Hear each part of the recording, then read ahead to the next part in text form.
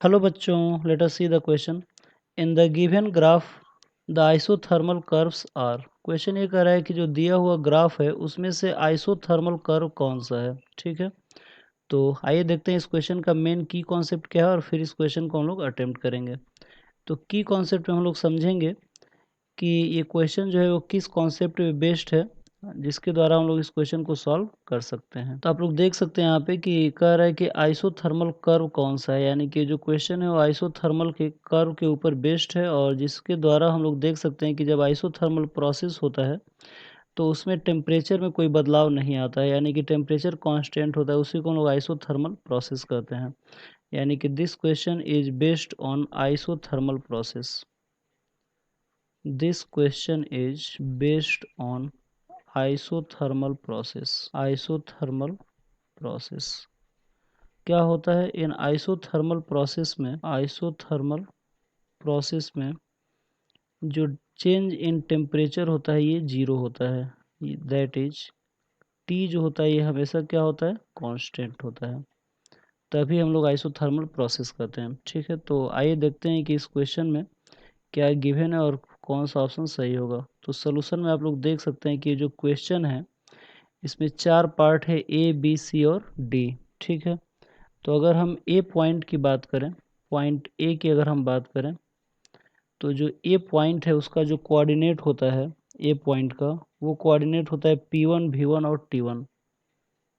P1 V1 और T1 ये point A का कोऑर्डिनेट होता है। अगर पॉइंट बी की कोऑर्डिनेट की बात करें तो ये होता है P2 V2 और T1। और अगर पॉइंट सी की बात करें तो सी पॉइंट का कोऑर्डिनेट होता है P3 V3 और T2।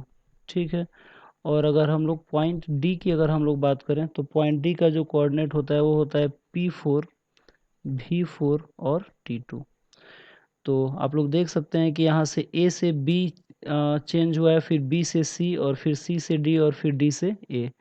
तो अगर सबके कोऑर्डिनेट की बात करें तो जब ए से बी जब कर्व जो बना होगा उसमें टेम्परेचर T1 और T1 है, यानी कि कांस्टेंट है, यानी कि ए बी जो होगा, कर्व ए बी वो आइसोथर्मल प्रोसेस को रिप्रेजेंट कर रहा है। कर्व ए बी जो होगा वहाँ पे टेम्परेचर कांस्टेंट है, यहाँ पे भी T1 है और यहाँ पे भी T1 है, यानी कि ये क्या होगा, आइसोथर्मल होगा।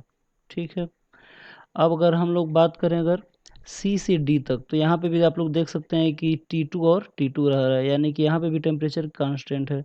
यानी कि अगर हम लोग यहाँ पे सी डी प्रोसेस की अगर हम बात करें, या सी डी कर्व की अगर हम लोग बात करें, कर्व सी डी, तो यहाँ पे भी क्या हो रहा है, आइसोथर्मल हो रहा है।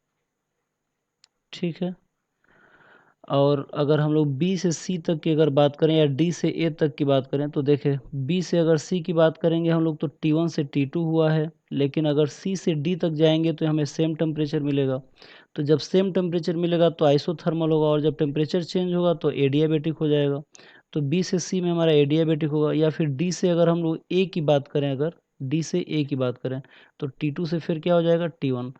तो डी से ए तक अगर जाएंगे तो फिर से टेम्परेचर चेंज हो रहा है तो एडियाबेटिक हो जाएगा। यानी कि बी से सी और सी से डी दोनों में टेम्परेचर कांस्टेंट रह रहा है, T1 और T2 तो ये हमारा क्या होगा, आइसोथर्मल होगा। तो आइए देखते हैं कौन सा ऑप्शन सही है। तो आप लोग देख सकते हैं कि ए बी और सी डी जो है हमारा फर्स्ट ऑप्शन ही दिया हुआ है, यानी कि इस क्वेश्चन का जो सही आंसर होगा हमारा फर्स्ट ऑप्शन होगा। तो आई होप आप लोगों को ये क्वेश्चन समझ में आया होगा। Thank you very much, good luck.